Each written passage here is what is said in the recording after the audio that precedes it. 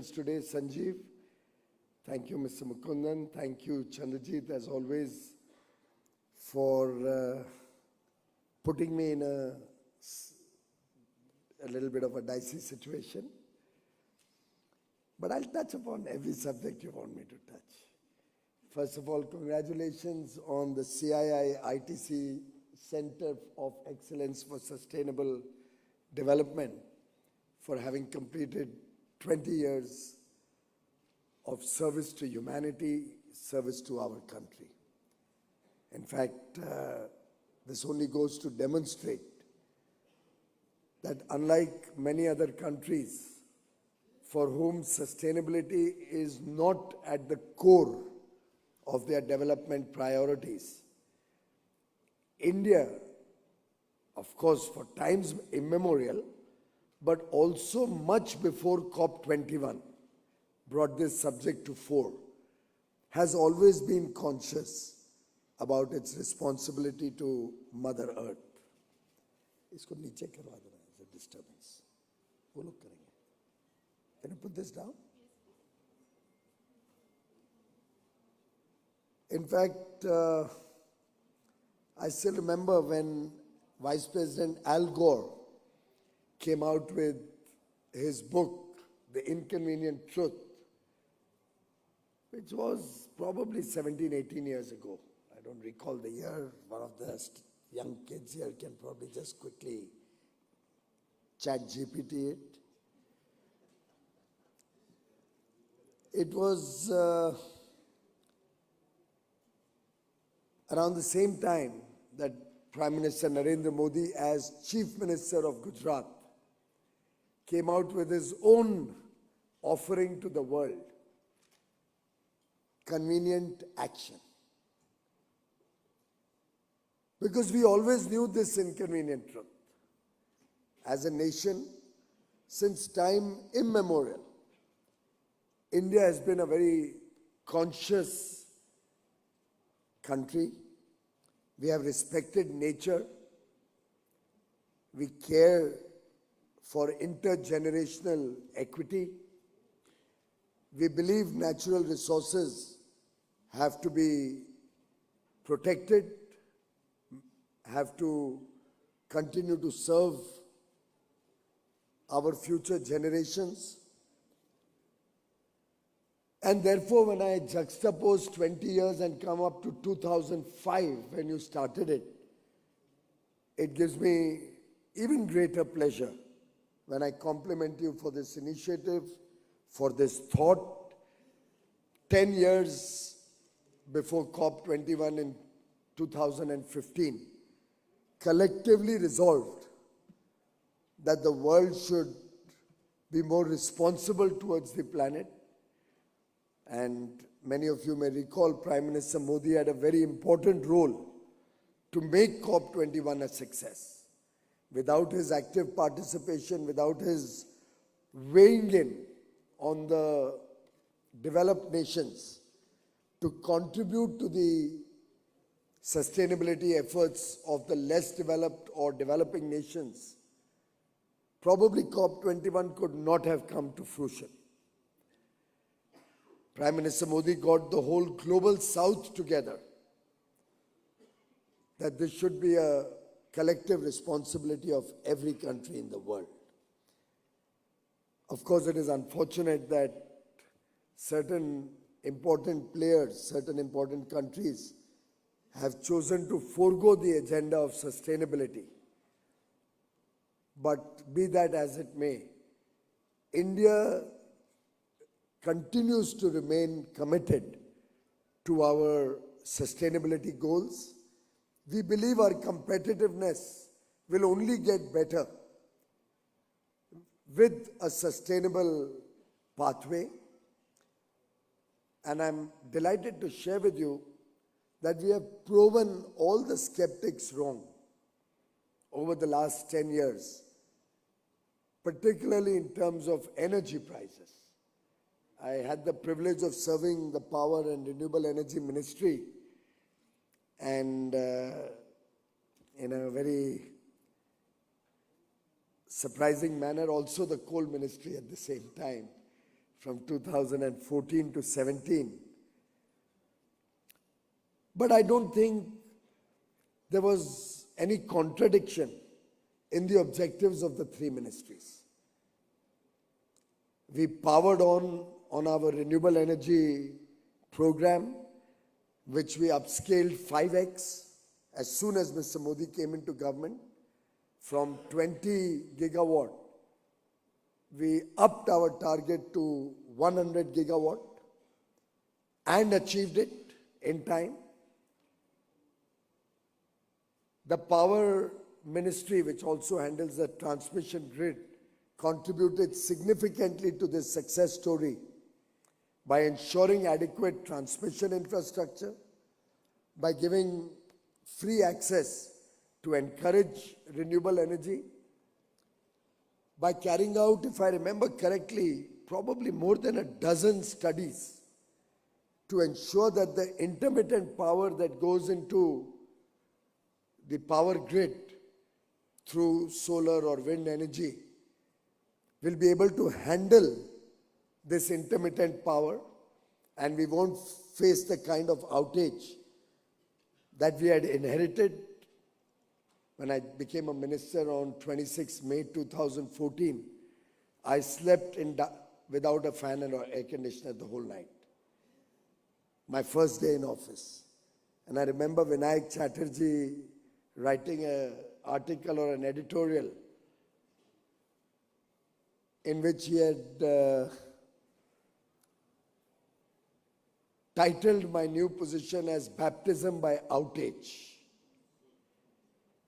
Because the grid was not really being properly managed or strengthened. It was a learning, and I remember the first 3 years itself, we put such massive investments into the transmission infrastructure, and we focused our energies to make India's entire grid an interconnected national grid. One nation, one grid, so that power would flow seamlessly, the resilience of the grid would improve, our ability to take intermittent renewable power in different parts of the country where land was available or wind was adequate would be socialized throughout the country. Transmission cost was waived for renewable energy. Contracts were not handed out anymore to friends and family.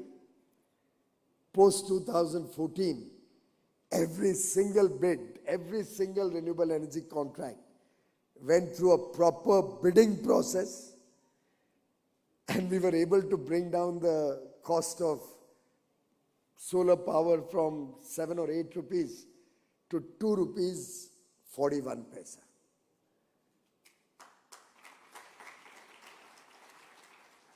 Just honest bidding, equal opportunity for all to contribute to the program. There was some resistance when I did the same thing with wind. I kept explaining to them, initially without success, that will be good for the industry.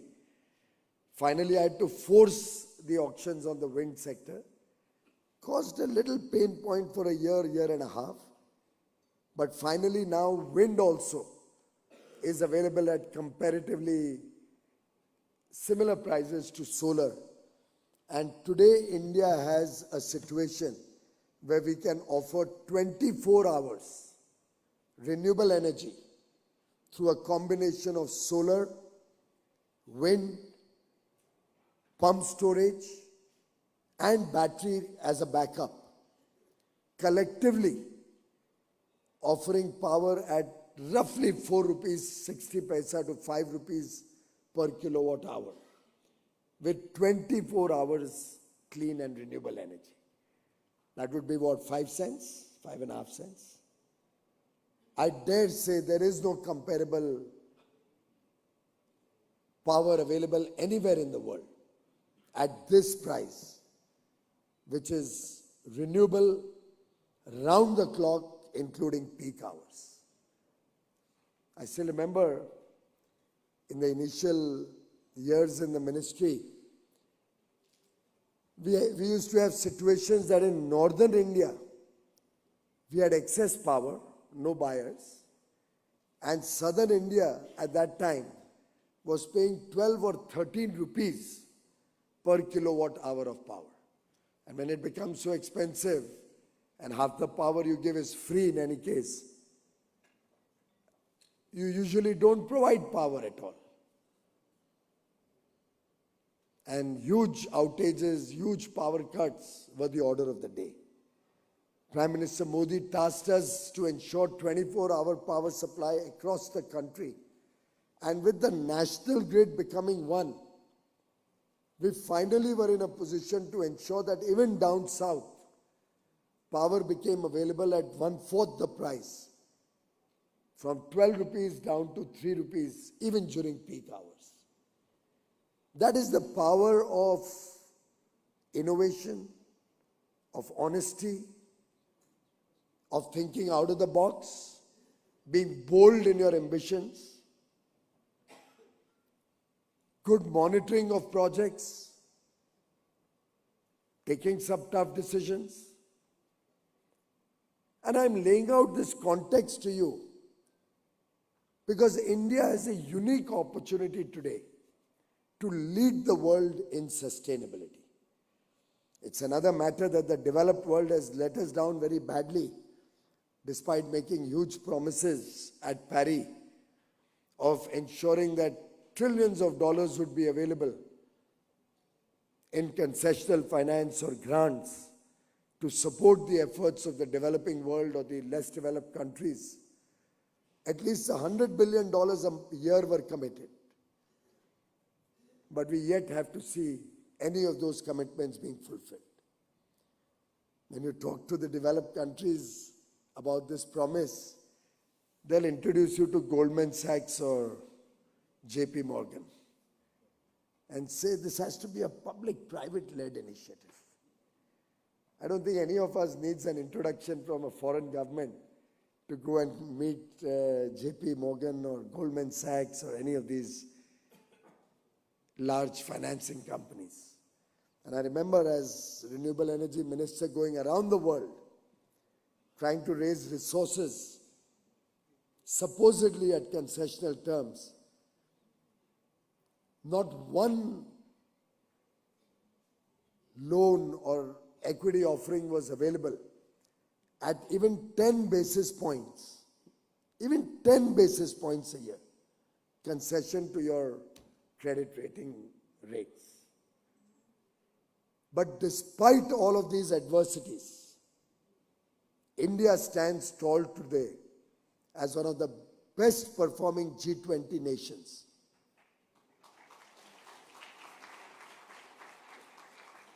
In meeting our nationally determined contributions as per the Paris Agreement of 2015. In fact, most of them don't even file their report every 2 years as they are supposed to. But India has never defaulted even once in filing our performance report to the UNFCCC. As we speak, the Prime Minister is at Yashobhumi, inaugurating Semicon, India. Another frontier that India is now getting very active in. And just like in sustainability or renewable energy, India took rapid strides far beyond the world's expectations. We achieved our 2030 goals more than 5 or 6 years ahead of schedule, having today a 50% renewable energy installed capacity in a 500 gigawatt grid, aspiring to double it to 500 gigawatt in the next 5 years by 2030, and well on track to achieve that.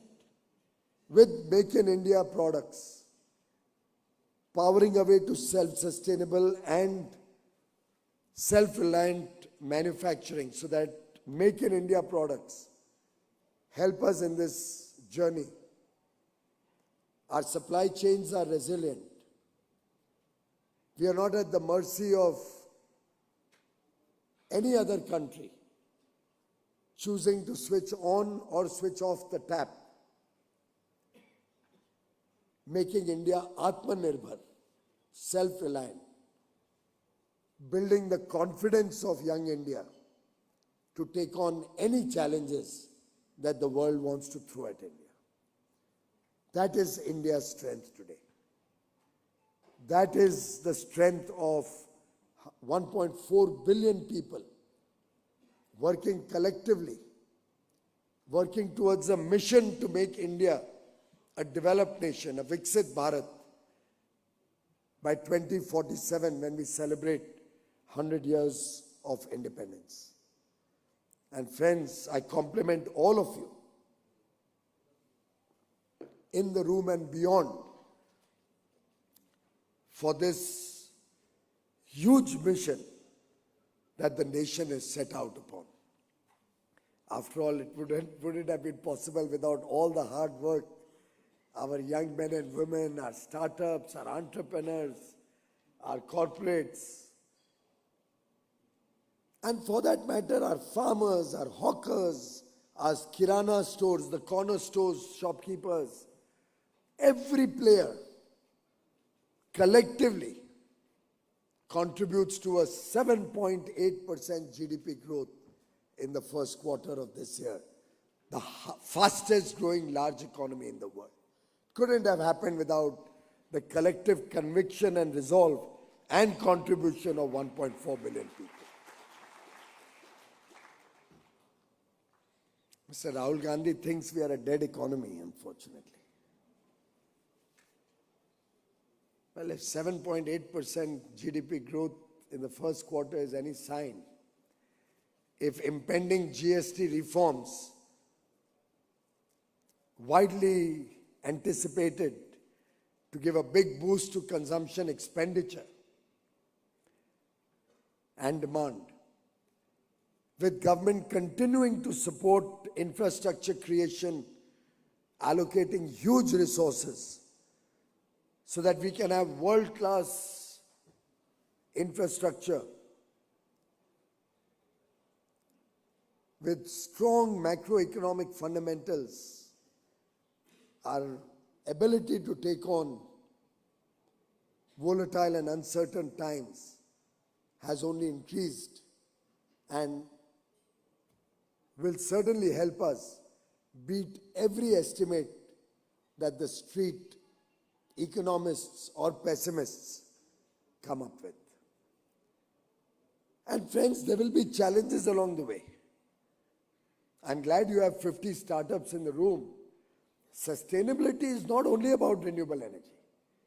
Sustainability is not only about environmental pollution. Sustainability goes far beyond. Sustainability would include effective use of water resources.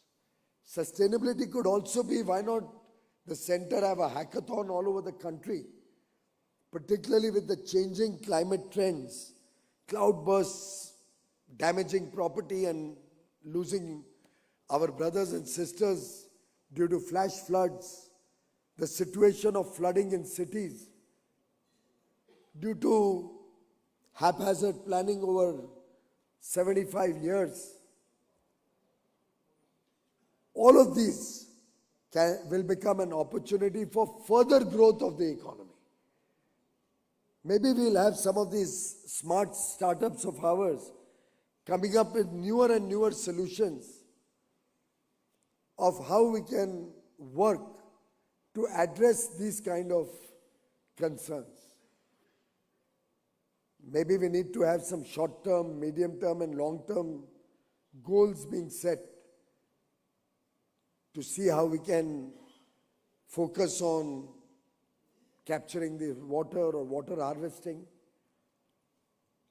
Now recognizing that there are going to be sudden spurts of heavy rain coming in, can some of us start researching, exploring, experimenting with new ideas of what to do in the event of such eventualities?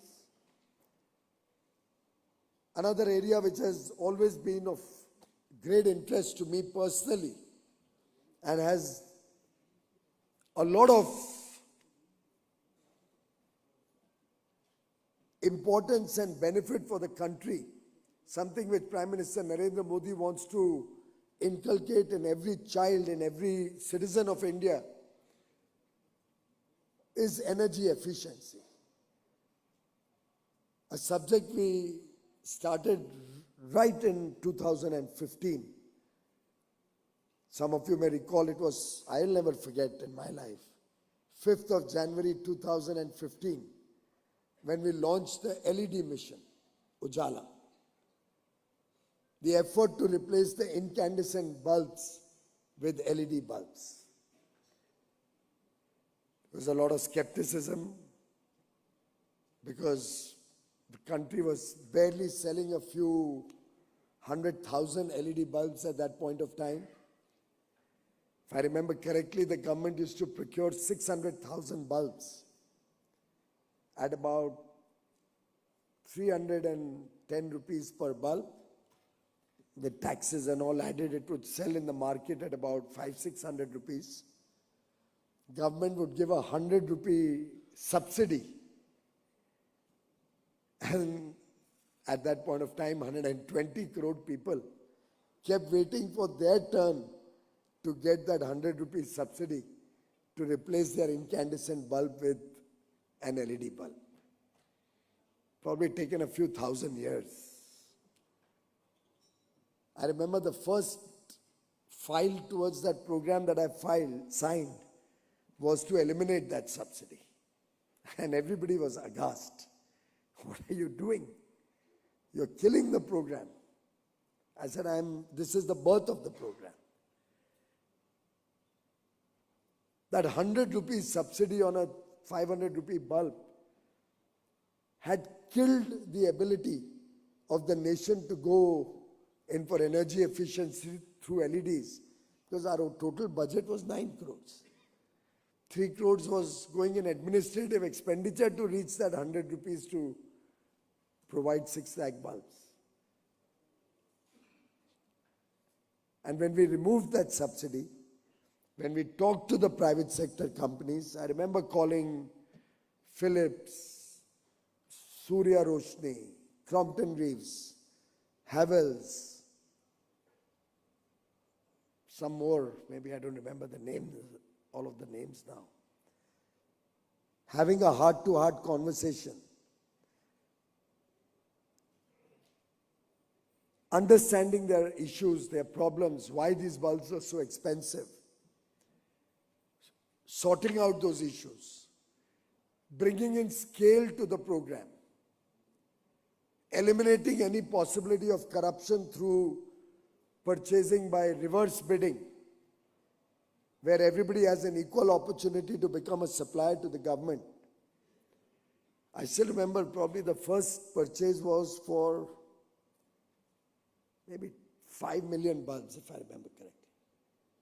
By the third or fourth iteration or offering, the government procured 20 million bulbs. And the price came down from 310 rupees to 38 rupees for an LED bulb. Instead of an 8-watt bulb at 310 Indian rupees, we got a 12-watt LED bulb from Philips. I say that so that you don't think we got some substandard quality material. Philips provided us a 12-watt LED bulb, 20 million of them at 38 rupees. That was a saving of nearly, 85%. Scale made so much difference. Everybody could participate through an honest mechanism, made a difference.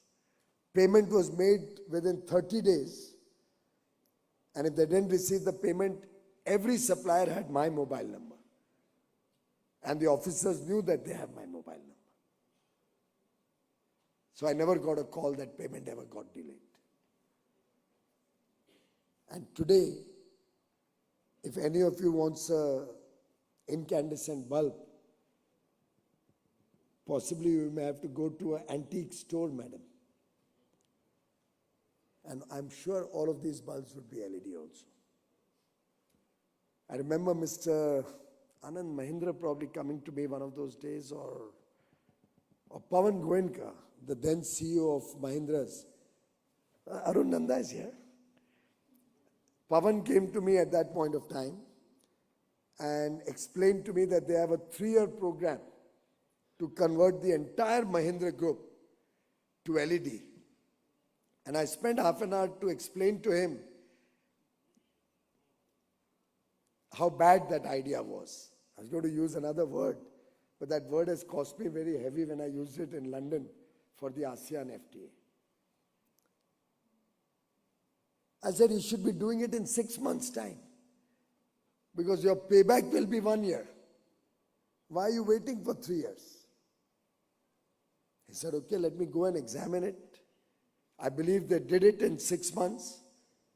And then Pawan Goenka came back to tell me that the payback was not 1 year, it was 6 months. The amount of money they saved converting from incandescent to LED bulbs. And then fans, then tube lights, a variety of things. Can this center take up energy efficiency? Because remember, every unit of energy, every kilowatt of energy that you save is effectively equivalent to 1.25 kilowatt hour of energy or 1.3 kilowatt hour of energy produced. Can you imagine the amount of carbon emission you will be saving? Can you imagine the amount of investment we will be saving for every kilowatt hour of energy that we can save? And I think there's huge potential. In every way we can, we must start assessing every single opportunity towards energy efficiency. In fact, Honorable Prime Minister only recently was sharing an example, an experience about street lights not being switched off on time. A smart startup over here can quickly come up with a simple device connecting all the street lights that automatically, as the illumination goes up, the sun rises, the lights go off. And when the sun sets and it starts getting dark, the lights start getting on. Elementary things, ladies and gentlemen. And we can make a transformational impact. Our wastage of food, for example. I don't know how many of us have ever bothered to assess that in a year or a month, how much food we waste on our plates. And remember, it's not only a loss of water and all the money that goes into farming, the fertilizer, insecticides, pesticides, water, effort, all of that. The transport, the processing of the food, further transport, marketing, to your homes, transport, you cook, gas, after eating, you dispose of the waste, trucking of that disposal, problems of landfill wherever there's not enough waste to energy plants. Just imagine if 140 crore Indians were to save 1 kilogram of food waste a year. Anybody wants to do the math?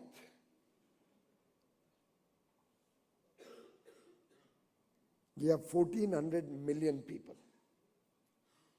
You'll be saving 1.4 million tons of food. And I'm only talking of 1 kilogram in a year. I suspect it will be much more in most cases. Starting right from the Domino's pizza or the huge burger which in any case is only going to cause all of us more obesity. Prime Minister gave us another idea. Can we all at least start reducing 10% of the edible oil that we use in cooking? It's good for you and me, of course. Obesity, sugar, cholesterol, so many illnesses. Can we all start thinking of becoming fitter, healthier through preventive efforts, not post-illness care? And believe me, all of this circles back to sustainability. Everything I've said circles back to sustainability. I was told the theme was a circular economy. I read somewhere in the title of your program sheet that you are looking at circularity, you are looking at a circular economy. Am I right or wrong?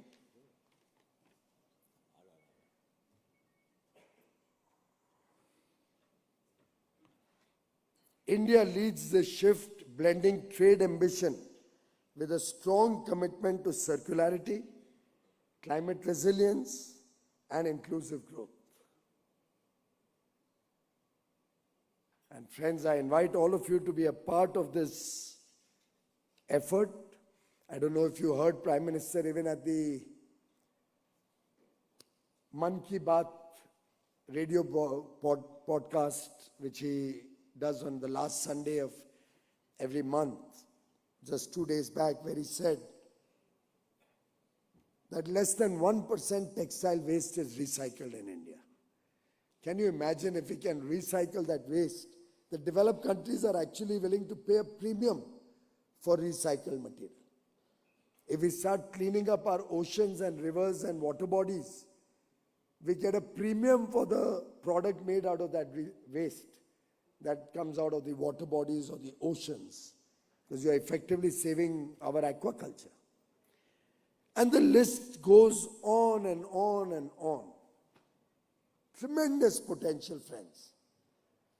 And the effort of institutions like the CII ITC Center is truly commendable. For all the good work that they've been doing, let's all of us take in the message of Prime Minister Modi in his first 15th August address in 2014, where he said India will focus on zero defect, zero effect. Let quality and sustainability, zero defect is quality, zero effect is the effect on the environment, sustainability. Let this be the mantra. Let this be the pillars on which India powers on in the Amrit Kal, our 22-year journey until 2047, where we see continuous, inclusive and sustainable growth. This 22 years is going to define the future of the world's largest democracy. Our commitment to become a developed nation, take prosperity to every child born in India, will be tested in these 22 years. While India will continue to have more and more relations with countries around the world, strengthen our friendships with all countries, as we continue to have newer trading arrangements with the European Union, with Chile, Peru, New Zealand, a second tranche of Australia and Oman. All of these are FTAs on the anvil. We already completed Mauritius, Australia's first tranche, the four-nation EFTA bloc, UK, UAE. Lots have happened, lots more to go. But all of the US, we are in dialogue with them for a bilateral trade agreement. With all of this, and India's growing relevance as a provider of 18% of global growth, as the world's third largest economy in the next 2 years, as a country which even today on purchasing power parity sports an economy of $15 trillion, as a nation which believes in that old adage, what Mahatma Gandhi had said also,